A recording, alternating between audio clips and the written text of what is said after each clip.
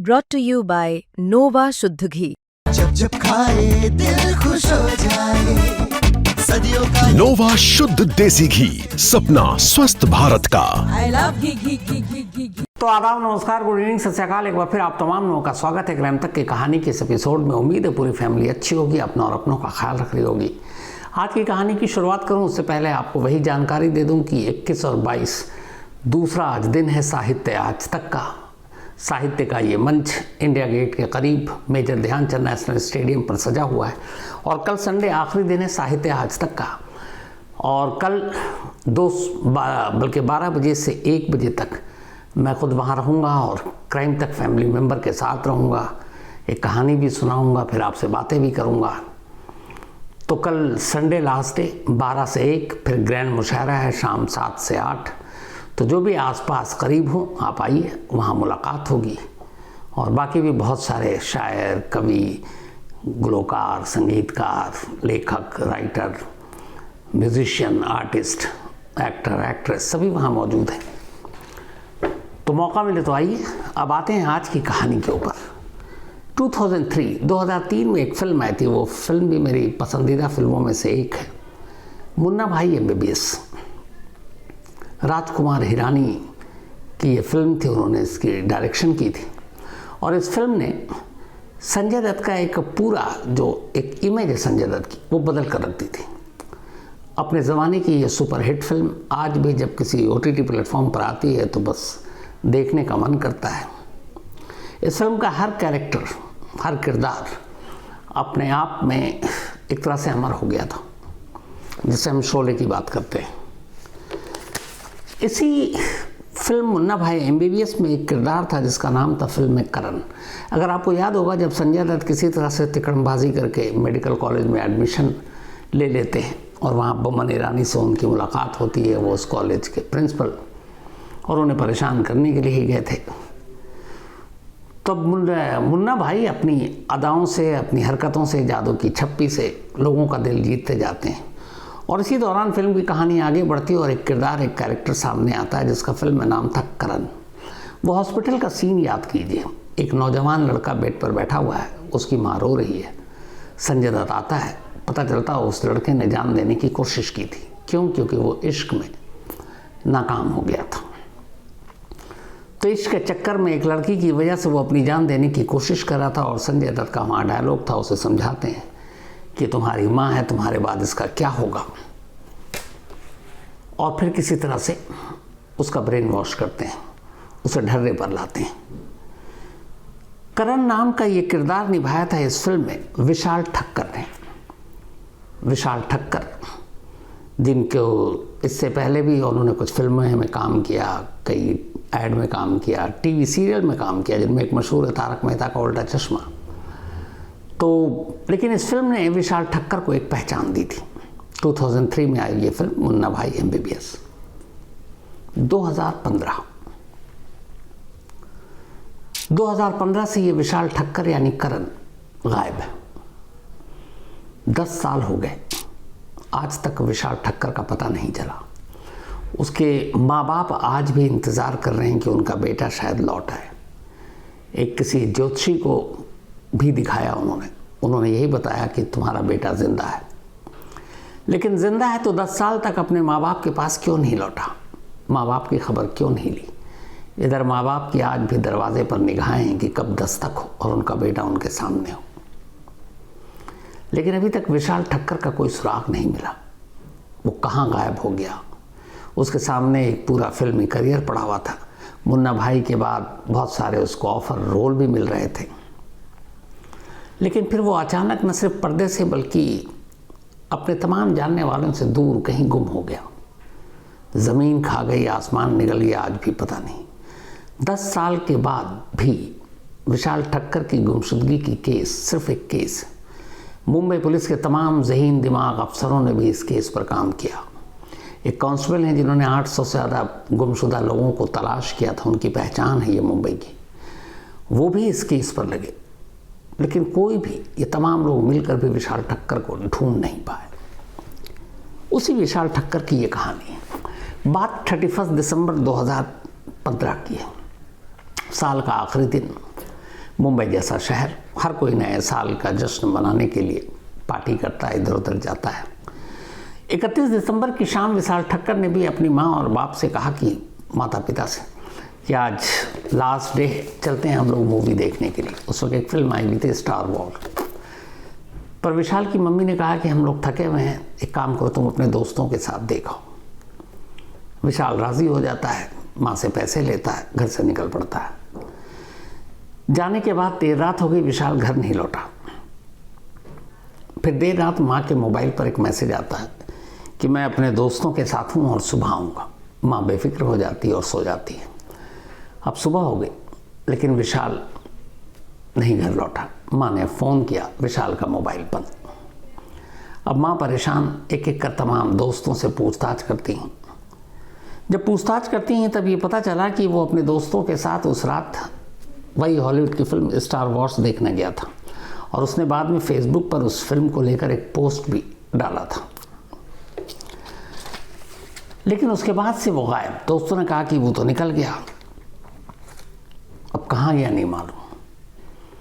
अगले 3-4 दिनों तक माँ और पिता दोनों मिलकर विशाल को इधर उधर ढूंढते हैं, दोस्तों से पूछते हैं, उन्हें लगता है न्यूयॉर्क पे कहीं इधर उधर ना चला गया। 5 दिन बीत जाता है।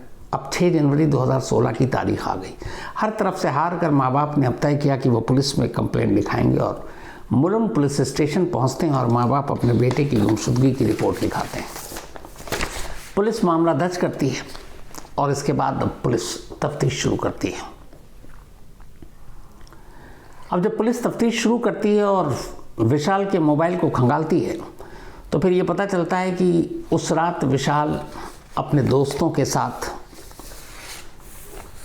पिक्चर देखने गया और उन दोस्तों में उसकी एक गर्लफ्रेंड भी थी और गर्लफ्रेंड भी साथ थी, आखिरी वक्त में भी साथ थी। पुलिस को यह भी पता चला कि रात को ये लोग फिर पिक्चर देखने के बाद घोड़बंदर में गए थे और वहाँ एक रिजॉर्ट में रुके थे और तब विशाल की गर्लफ्रेंड रजनी राठौड़ साथ थी और बाद में कुछ और दोस्त थे। अब पुलिस ने रजनी को पूछताछ के लिए बुलाया। रजनी से पूछताछ की। रजनी ने कहानी सुनाई। उसने कहा 31 दिसंबर को विशाल आया तो था, सबने साथ मिलकर और भी दोस्त थे, फिल्म देखी। फिल्म देखने के बाद हमने न्यू ईयर की पार्टी की। पार्टी करने के लिए सभी दोस्त मुंबई अहमदाबाद हाईवे पर लॉन्ग ड्राइव पर गए। फिर वहीं उसी हाईवे पर उन्होंने एक रिजॉर्ट लिया, उस रिजॉर्ट में रुके और फिर देर रात तक, बल्कि अर्ली मॉर्निंग तक सबने पार्टी की और फिर अगली सुबह सभी मुंबई के लिए रवाना हो गए। रजनी का कहना था कि विशाल ने कहा था कि उसे अंधेरी कहीं जाना है, तो फिर उसने उसे ऑटो में बिठा दिया और रजनी वहाँ से निकल गई और विशाल चला गया। इसके बाद विशाल कहाँ गया पता नहीं, लेकिन जब मैं पहुँची, उसके पहुँचने के बाद मैंने विशाल को कॉल किया। विशाल का मोबाइल बंद था। वो आखिरी बातचीत थी, वो रात आखिरी थी उन लोगों के साथ में। इसके बाद से कुछ पता नहीं। बाकी भी जितने दोस्त थे पार्टी में, उन सभी लोगों से भी बातचीत की गई और सभी का स्टेटमेंट यही था जो रजनी ने दिया था विशाल की गर्लफ्रेंड ने, कि इन सभी ने मुंबई अहमदाबाद हाईवे पर पार्टी की थी, वहीं रिजॉर्ट में रुक गए थे। सुबह सब अपने अपने घर को निकल गए। विशाल और रजनी भी निकले, रजनी ऑटो से निकली, विशाल अलग गया और फिर विशाल गायब हो गया। अब ये जब सारी कहानी हो गई, कॉल लोकेशन डिटेल सब खंगाला, तो हर एक दोस्त का और गर्लफ्रेंड रजनी के स्टेटमेंट सब मैच कर रहे थे, जो टेक्निकल एविडेंस थे उसके साथ। उस रिजॉर्ट में भी जाकर पूछताछ की गई, वहाँ भी सीसीटीवी कैमरा देखा गया, बिल्कुल वो सब वहीं थे, सही थे, सब मस्ती के मूड में थे। तो कहीं से भी कोई शक की कोई गुंजाइश नज़र नहीं आ रही थी। अब जब कोई सुराग नहीं मिला तब फिर मुलुंड पुलिस स्टेशन ने मुंबई के एक मशहूर कांस्टेबल हैं, सिपाही राकेश पांडे, उनको अप्रोच किया। राकेश पांडे की खासियत ये है कि ये मिसिंग पर्सन को ढूंढने में माहिर हैं। इन्होंने 800 से ज़्यादा ऐसे केसेस को सुलझाया। वो इंसानी नफ्स कैसे गायब होता है, क्या कुछ छुपाता है, मतलब एक्सपर्ट हैं ये इसके। तो अब राकेश पांडे को भी इस केस में लगाया गया, लेकिन धीरे धीरे वक्त बीता, राकेश पांडे भी किसी नतीजे पर नहीं पहुंच पाए।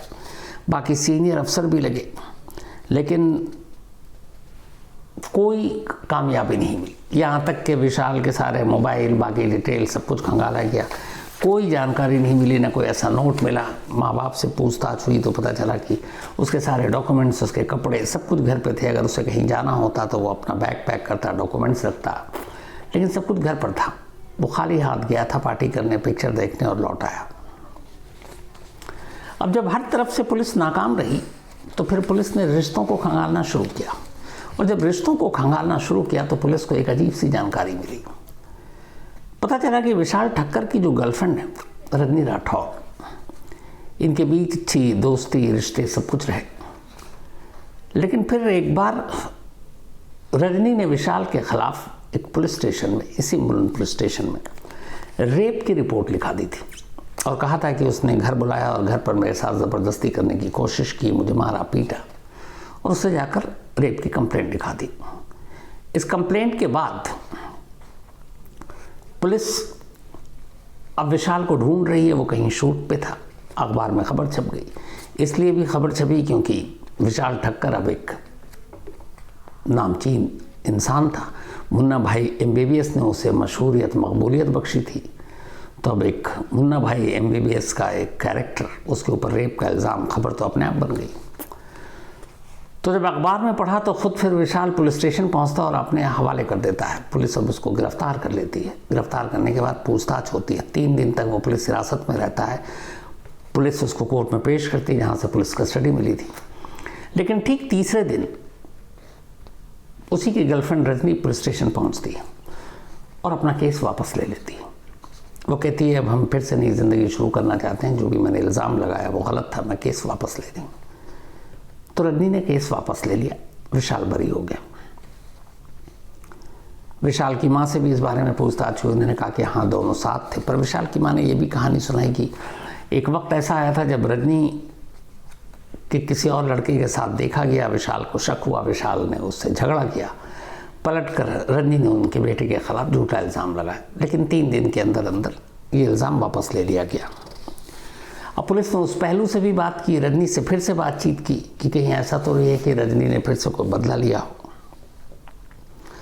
रेप के चार्ज लगाए। रेप के चार्ज लगने की वजह से फिर ये भी हुआ कि विशाल को बहुत सारी फिल्मों के जो ऑफ़र थे, डायरेक्टर प्रोड्यूसर पीछे हटने लगे कि एक दागी कैरेक्टर को हम अपने फिल्म में क्यों काम दें। तो उससे उस वक्त उसको असर पड़ा और थोड़ा सा वो डिप्रेशन में भी चला गया था। लेकिन फिर रजनी ने माफ़ी मांगी, केस वापस लिया और दोनों के रिश्ते फिर से एक तरह से ठीक हो गए थे और अब दोनों साथ थे। तो गर्लफ्रेंड को भी हर तरह से पुलिस ने खंगाला कि कहीं ऐसा तो नहीं है कि इन दोनों के बीच में फिर कुछ हुआ और नए साल के जश्न के दौरान कहीं रजनी ने कोई साजिश रची हो। रजनी के सारे मोबाइल, उसके दोस्तों के सारी जितनी भी चीज़ें थीं, हर एक को पुलिस ने खंगाला, टटोला, पर कहीं से भी कोई ऐसी चीज़ नहीं मिली जिससे लगे कि रजनी गुनहगार है। विशाल के कुछ और दोस्त, उनको भी पुलिस ने खंगाला, कोई ऐसी जानकारी नहीं मिली। 2015 31 दिसंबर की रात जब वो पार्टी करने गया और फिर मुंबई अहमदाबाद हाईवे पर गया, उस पूरे रूट को पुलिस ने खंगाला कि वहाँ पर कोई ऐसा हॉस्पिटल, कोई ऐसी जगह जहाँ कोई एक्सीडेंट हुआ हो। न्यू ईयर का टाइम था, ड्रंकन ड्राइवर का कोई केस हुआ हो, लेकिन किसी हॉस्पिटल से ऐसे किसी इस उम्र के लड़के की रोड एक्सीडेंट में घायल होने या मरने की कोई भी इंफॉर्मेशन नहीं मिली। आसपास के जितने थाने थे वहाँ पुलिस ने खंगाला, वहाँ से भी कोई जानकारी नहीं मिली। मतलब जितने सुराग और सबूत पुलिस ढूंढने की कोशिश कर रही थी वो सारे धीरे धीरे नाकाम साबित हो रहे थे। केस चल रहा था, विशाल गायब था, वक्त बीतता जा रहा है पर विशाल का सुराग नहीं मिल रहा है। फिर विशाल की गुमशुदगी के कुछ साल के बाद, अब कई साल हो गए लेकिन वो मिला नहीं, अचानक एक रोज़ खबर आती है कि विशाल की गर्लफ्रेंड रजनी राठौर की मौत हो गई। अब जैसे ही रजनी की मौत की खबर मिली, पुलिस को लगा कि कहीं इसकी विशाल की गुमशुदगी से तो इस मौत का कोई लेना देना नहीं।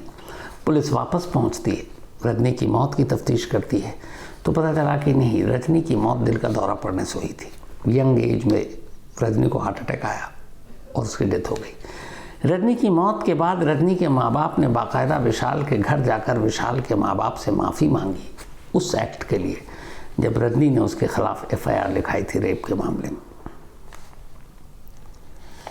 तो अब रजनी की भी मौत हो गई, लेकिन विशाल का कोई सुराग नहीं मिला। धीरे धीरे वक्त बीतता गया, कई बार ऐसी कई डेड बॉडी मिली लावारिस। उम्र हुलिया भी वैसे ही, हर बार पुलिस पहुंचती।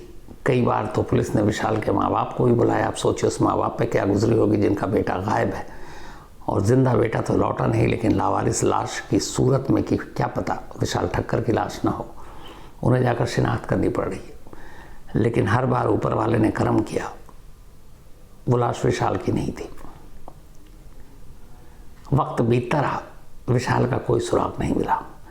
आसपास जितने भी इलाके थे उन सबको ढूंढ निकाला, लेकिन कहीं कोई सुराग नहीं मिला।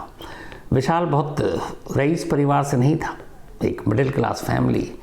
पिता जो है बिजनेस करते थे, एक बार बिजनेस डूब गया, उनके हालात भी ख़राब हुए। माँ घर में हाउस वाइफ। बचपन से विशाल को एक्टिंग का शौक़ था, और एक रोज़ गरबा करते हुए उसके एक पड़ोसी ने देख लिया था, और गरबा करते वक्त जो उसके मूवमेंट थे गरबा के और चेहरे का एक्सप्रेशन था, उन्हें देखकर लगा कि ये लड़का पर्दे पर या टीवी पर अच्छी एक्टिंग कर सकता है। तब उन्होंने विशाल को एक टीवी ऐड के लिए अप्रोच किया और एक ऐड कंपनी के पास ले गए। वहाँ ऑडिशन चल रहा था। उस ऑडिशन के बाद विशाल ठक्कर को सिलेक्ट किया गया। एक अपने एक्स कैप्टन सौरव गांगुली एक ऐड कर रहे थे, तो उसमें ये एक रोल था छोटा सा कि सौरव गांगुली के पीछे जाकर विशाल को बस खड़ा रहना, और सौरव गांगुली जो भी बोले विशाल को अपने चेहरे पर एक्सप्रेशन देना है। तो जब ऐड शूट शुरू हुआ तो सिर्फ इतना रोल था, पीछे खड़े होने का और चेहरे पे एक्सप्रेशन देने का। तो जैसे ही गांगुली बोले, सौरव गांगुली, और विशाल को अपना एक्सप्रेशन देना है, तो डायरेक्टर की नज़र पड़ी सौरव गांगुली के डायलॉग के बीच में कि लड़का बहुत अच्छा एक्सप्रेशन दे रहा है चेहरे पर। तो इसी के बाद उन्होंने फिर शूट कट किया और उन्होंने कहा कि नहीं, सौरव गांगुली के साथ एक और लीड रोल था, तो उन्होंने कहा कि ये लीड रोल करेगा, पीछे नहीं खड़ा होगा। तो सिर्फ उसकी काबिलियत को देखकर उस टीवी ऐड में क्रिकेटर सौरव गांगुली के साथ अब पीछे खड़े होने के बजाय लीड रोल मिल गया विशाल ठक्कर को। और इसके बाद फिर जब ये ऐड आया तो विशाल ठक्कर की फिर डिमांड बढ़ने लगी। फिर बहुत सारे ऐसे ऐड थे, रसना, बर्जर पेंट, हाजमोला, हिमालय जैसे इन ब्रांड में भी विशाल की एंट्री हुई और वो इनके लिए ऐड करने लगा। पहली बार 2001 में विशाल को एक फिल्म मिली, और बड़ी फिल्म थी, चांदनी बार। बहुत ही अच्छी फिल्म थी तब वो, जिसमें लीड एक्ट्रेस थी, मुंबई के एक बार की कहानी थी, और ये मुंबई का एक रियल बार जिसका नाम चांदनी है। तो चांदनी बार में तब्बू के जो बेटे अभय सावंत का किरदार था वो विशाल ठक्कर ने किया था। तो चांदनी बार से फिल्मों में एंट्री हुई, और चांदनी बार में विशाल ठक्कर की इस अदाकारी को लोगों ने सराहा भी। फिर इसके बाद 2003 में अचानक चांदनी बार में ही विशाल के जब काम को देखा, तो विशाल के काम को देखने के बाद राजकुमार हिरानी की नज़र पड़ी, और तब वो मुन्ना भाई MBBS बना रहे थे। अलग अलग कहानी थे उसमें। एक कहानी ये था कि हॉस्पिटल का एक सीन है जिसमें एक नौजवान लड़का, आजकल के उस माहौल के हिसाब से उन्होंने दिखाया कि एक लड़की को प्यार करता है, लड़की ने धोखा दे दिया और वो अपनी जान देने जा रहा है। उधर बूढ़ी माँ है, इकलौता सहारा बेटा है। तो ये पूरी एक कहानी उसमें डाली गई, और इस रोल के लिए विशाल ठक्कर को चुना गया। फिल्म में कैरेक्टर का नाम था करण, तो करण का रोल प्ले किया विशाल ने। अब चूँकि मुन्ना भाई MBBS मतलब एक सुपर डुपर बम्पर हिट थी, बॉक्स ऑफिस पर इसने तहलका मचा दिया था, तो इसके हर कैरेक्टर को लोगों ने पहचानना शुरू कर दिया था, और ये वजह कि करण को भी लोग पहचानते थे। तो इस फिल्म ने, इस एक फिल्म ने करण को बहुत सारी शोहरत बख्श दी। इसके बाद करण को बहुत सारे ऐसे फिल्मों में ऑफर मिलने लगे। फिर उसने तारक मेहता जो उल्टा चश्मा है उसमें भी अभिनय किया। कई और फिल्मों में भी उसने बहुत सारे रोल किए। अब ये था कि एक प्रतिभाशाली, एक टैलेंटेड लड़का फिल्मों में आगे अच्छा काम कर सकता है। लेकिन इन्हीं सब के बीच 2015 31 दिसंबर और 1 जनवरी 2016 के दरमियान विशाल ठक्कर गायब। सोचिए 10 साल बीत गए, आज भी माँ को इंतज़ार है कि उनका बेटा लौटेगा। जितने लोग विशाल और उसके परिवार को जानते हैं, इनमें फिल्म इंडस्ट्री के बहुत सारे लोग, उन्होंने भी अपनी तरफ से पुलिस को अप्रोच किया, लेकिन आज तक ना उसका एक कॉल आया, ना मैसेज आया, ना कभी कहीं ऐसा कोई विटनेस मिला जिसने विशाल को किसी और शहर में, किसी और देश में देखा हो। मतलब उस रात जो गायब हुआ या उस सुबह जो गायब हुआ, उसके बाद ऐसा गायब हुआ कि उसकी एक छोटी सी भी खबर इन 10 सालों में नहीं आई। लेकिन माँ है, आज भी इंतज़ार कर रही है। मेरी यही दुआ है कि विशाल जहाँ हो अच्छा हो और ज़रूर एक बार लौट कर आए। तो इन्हीं दुआओं के साथ फ़िलहाल आज कहानी में इतना ही, लेकिन कहानी ख़त्म करूँ उससे पहले वही अपना सिलसिला। Aadiya, happy birthday Adiya.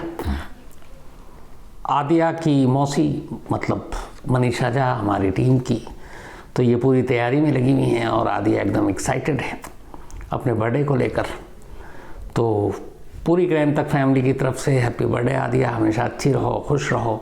इसी तरह अपने सभी मौसी, मम्मी, पापा, नानी, नाना सभी को खूब तंग भी करती रहो, उन्हें प्यार भी करते रहो, और सुना कि तुम्हारे आने से घर में रौनक रहती है, तो बस ये रौनक बिखेरती रहो।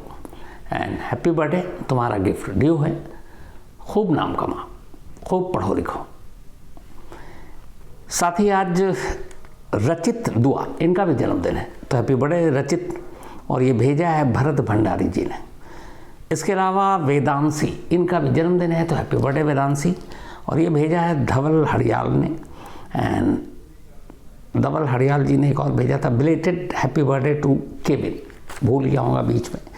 तो केविन, आपको भी हैप्पी बिलेटेड मतलब बर्थडे। एंड वेदांशी, आपको भी। साथ ही सुखदेव जानी, इनका भी जन्मदिन है, तो हैप्पी बर्थडे सुखदेव साहब। इसके अलावा जया सिंह एंड कौशल किशोर, इन दोनों की एनिवर्सरी है, तो जया जी एंड कौशल जी, आप दोनों को बहुत बहुत बधाई, मुबारक आपकी शादी की सालगिरह की, happy anniversary. Sonia Verma and Vikas Verma, इन दोनों की भी एनिवर्सरी है, तो सोनिया जी एंड विकास जी, शादी की सालगिरह की बहुत बहुत बधाई, हैप्पी एनिवर्सरी। दोनों आप हमेशा यूं ही रहें, साथ रहें, खुश रहें, यही दुआ है। तो इसी के साथ कहानी में इतना ही, लेकिन चलते चलते फिर आपको कहूँगा कि कल लास्ट डे है साहित्य आज तक का, कल 12 से 1 उसी नेशनल स्टेडियम में मेजर ध्यानचंद में मैं मिलूँगा, क्राइम तक फैमिली मेम्बर के साथ गप्पे मारूँगा। तो आइएगा ज़रूर कल 12 से 1, जिन दिन को मौका मिले। और अब आपसे मुलाकात होगी मंडे रात 11 बजे, बस रात 9 बजे किसी नई कहानी के साथ। 11 इसलिए बोल दिया कि कल संडे, आज तक पर 11 बजे क्राइम कहानियाँ विश्रम्स आता है, तो वो मौका मिले तो देखिए, वरना मंडे रात 9 बजे किसी नई कहानी के साथ आपसे फिर मुलाकात होगी। तब तक अपना और अपनों का ख्याल रखिए। Thank you very much.